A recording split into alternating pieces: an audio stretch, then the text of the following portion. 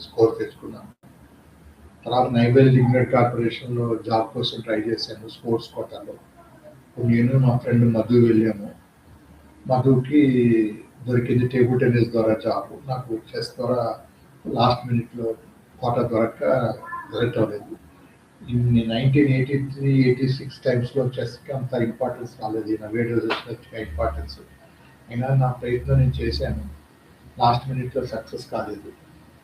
తర్వాత సబ్సిక్వెంట్‌గా చాలా tournaments, open competitions అన్ని చోట్ల ఆడాను. క్యాష్ అవార్డ్స్ కూడా వచ్చాయి. అప్పుడు క్యాష్ అవార్డ్స్ తక్కువున్నా ఇప్పుడున్న కాస్ట్ ఆఫ్ లివింగ్స్‌లో ఆ మనీ వాల్యూ చాలా ఉంటుంది.